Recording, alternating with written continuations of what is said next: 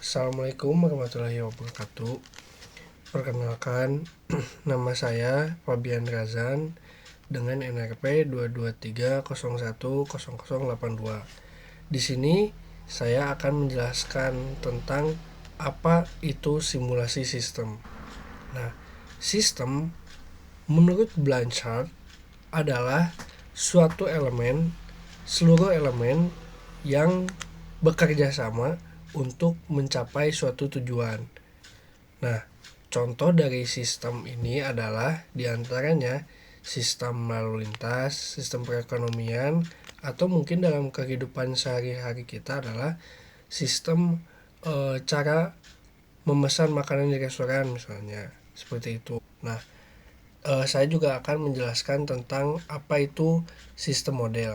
Sistem model adalah representasi matematis atau konseptual dari sebuah sistem nyata.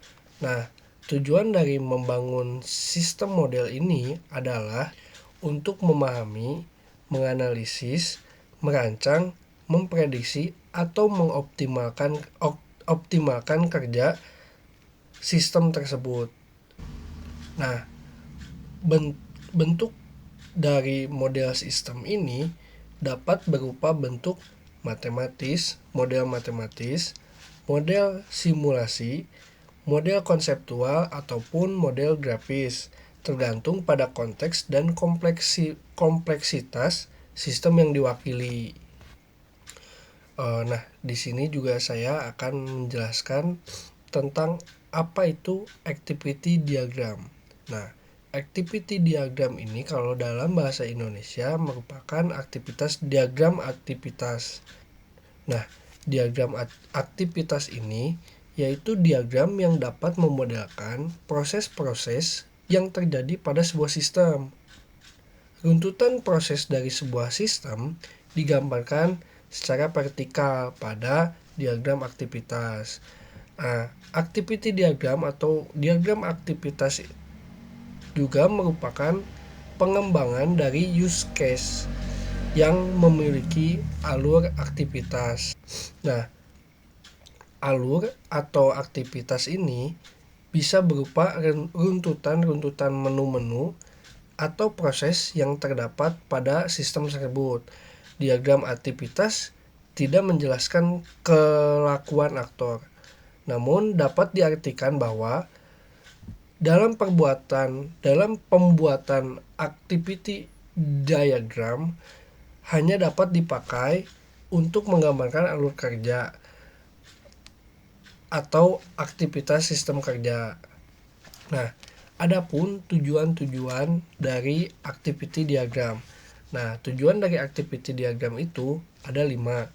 Yang pertama itu menjelaskan urutan aktivitas dalam urutan proses. Nah, yang kedua adalah di dalam dunia bisnis biasanya digunakan untuk modeling. Jadi si activity diagram ini dalam dunia bisnis itu dipakai untuk modeling atau memperlihatkan urutan proses bisnis. Nah, yang ketiga, mudah dalam memahami proses yang ada di dalam sistem secara keseluruhan. Nah, jadi tujuan dari activity diagram ini adalah untuk memahami sebuah proses atau semua proses yang ada dalam sistem. Nah, yang keempat itu tujuan dari activity diagram adalah merupakan metode perancangan yang terstruktur, mirip dengan flowchart maupun data flow diagram atau DFD. Nah, yang kelima dari tujuan activity diagram ini adalah mengetahui aktivitas aktor atau pengguna berdasarkan use case atau diagram yang dibuat sebelumnya. Nah, di dalam activity diagram itu terdapat elemen-elemen. Nah, elemen-elemen pada activity diagram itu mendefinisikan siapa, apa, di mana, kapan, dan bagaimana suatu entity mengalami pemrosesan. Nah, elemen-elemen pada activity diagram itu terdapat 5.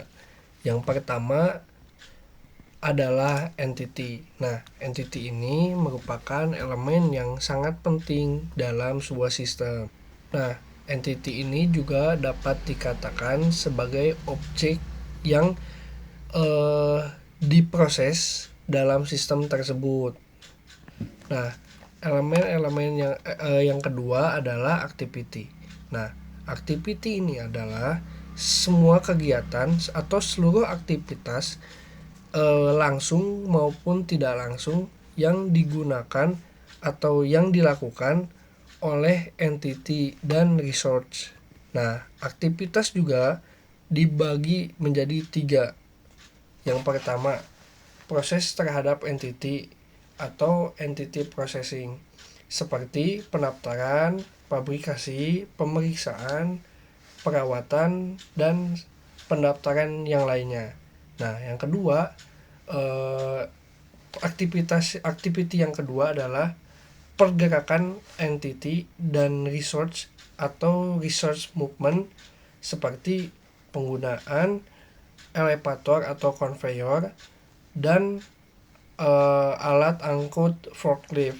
Nah, yang ketiga itu penyetelan, perbaikan dan perawatan terhadap research atau research adjustment, maintenance and repair, seperti perbaikan dan pengaturan pada mesin.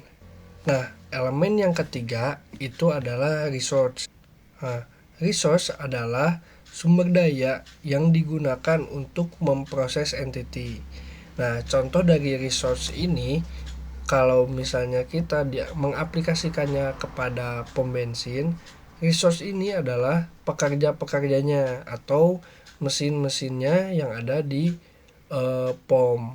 Nah, resource ini atau sumber daya ini memiliki karakteristik yang diantaranya berupa kapasitas, kecepatan, cycle time, dan reliability. Nah, yang keempat adalah kontrol.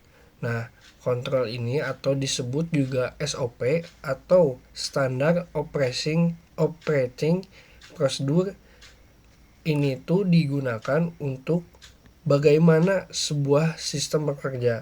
Kontrol merupakan aturan yang berlaku atau terkait.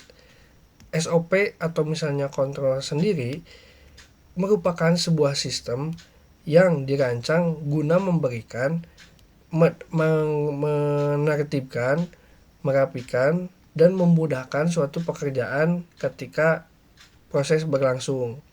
Nah, contoh dari controlling ini pada sistem kerja yaitu yang pertama itu adalah penjadwalan atau misalnya routing sequence atau perencanaan produksi dan sebagainya. Nah, yang kelima itu adalah variabel. Variabel adalah suatu sebutan yang diberikan yang dapat diberi nilai angka atau kuantitatif atau nilai mutu atau kualitatif. Nah, setelah kita membahas elemen-elemen, saya juga akan menjelaskan tentang teori antrean. Teori antrean merupakan studi matematika dari antrean atau kejadian garis tunggu atau waiting lines, yaitu suatu garis tunggu dari pelanggan yang memerlukan layanan dari sistem yang ada. Nah, ada beberapa komponen dasar dalam teori antrian.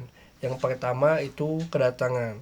Setiap masalah antrian melibatkan kedatangan, misalnya orang, mobil, atau panggilan telepon untuk dilayani. Unsur ini sering disebut dengan input. Proses input meliputi sumber kedatangan atau biasa dinamakan calling population. Nah, ada 3 permasalahan yang sering terjadi pada kedatangan ini. Yang pertama itu bulking. Secara garis besarnya, bulking itu contohnya ketika kita melihat suatu antrian yang panjang dan kita tiba-tiba pergi aja gitu misalnya, seperti itu. Nah, bulking ini itu bercontoh demikian, kita merasa harus melakukan hal seperti itu karena kita merasa bahwa si antrian ini terlalu panjang dan kita mungkin terlalu malas untuk menunggu di situ karena antriannya panjang. Nah, yang kedua adalah reneging. Reneging ini adalah perilaku pembatalan keluar meninggalkan antrian sebelum dilayani. Nah, jadi contohnya ketika kita sedang mengantre dan kita merasa bahwa antrean ini terlalu lama, terlalu panjang, kita meninggalkan antrean tersebut. Beda dengan bulking. Bulking itu kita belum antri tapi udah pergi duluan. Cuma kalau reneging ini kita udah antri, belum dilayani tapi kita udah pergi. Nah, yang ketiga adalah jockeying. Adalah orang yang berpindah-pindah dari suatu antrean ke antrean lain karena ingin dilayani lebih cepat. Nah, contohnya ketika kita pada kehidupan sehari-hari, ketika kita sedang mengantri di pom bensin, kita melihat bahwa stasiun pengisian bahan bakar yang ada di sebelah kita atau di dekat kita itu lebih cepat. Nah, kita berpindah dari antrean yang awal itu ke antrean yang dirasa lebih cepat. Nah, itu adalah suatu contoh dari jockeying. Nah, aspek dasar dari teori antrean yaitu pelayanan. Di sini saya hanya akan menjelaskan tentang prioritas pelayanan antrean. Nah, yang pertama itu adalah first come first serve atau first in first out.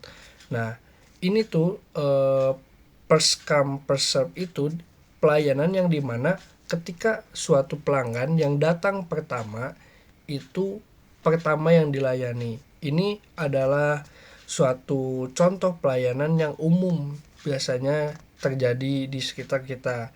Contoh pelanggan yang mengantri di teller bank, konsumen yang mengantri pada penjualan loket karcis.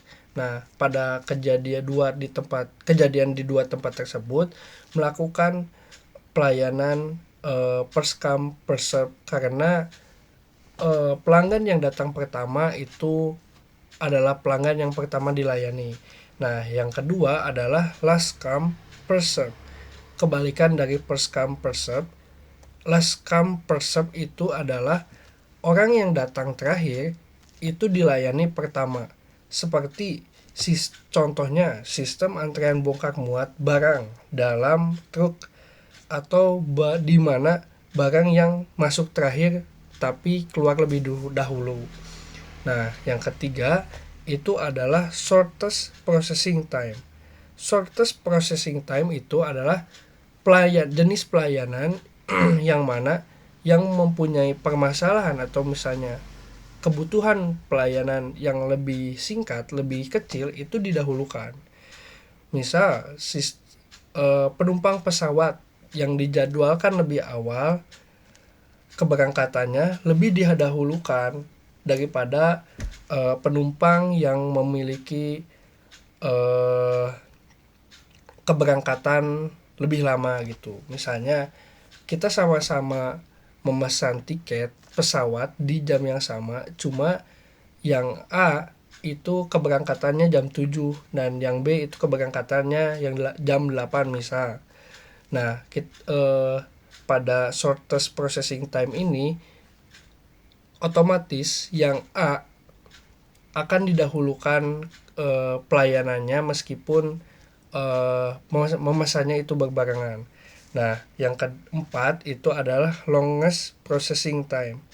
Nah, longest processing time ini adalah suatu pelayanan yang didahulukan proses pelayanan yang lebih lama dulu. Jadi, contohnya di bengkel mobil, ketika pelanggan meminta suatu pelayanan yang lebih ribet, itu akan didahulukan gitu di bengkel mobil. Nah, jadi singkatnya pada longest processing time itu ketika suatu pelanggan mempunyai permasalahan yang lebih rumit itu akan didahulukan. Atau misalnya contohnya pada rumah sakit, pasien dengan gejala yang paling berat otomatis kan memerlukan proses penyembuhan atau proses ya pelayanan yang lebih segera. Nah, itu akan didahulukan gitu. Nah, mungkin cukup sekian yang dapat saya sampaikan. Mohon maaf bila ada kekurangan. Wassalamualaikum warahmatullahi wabarakatuh.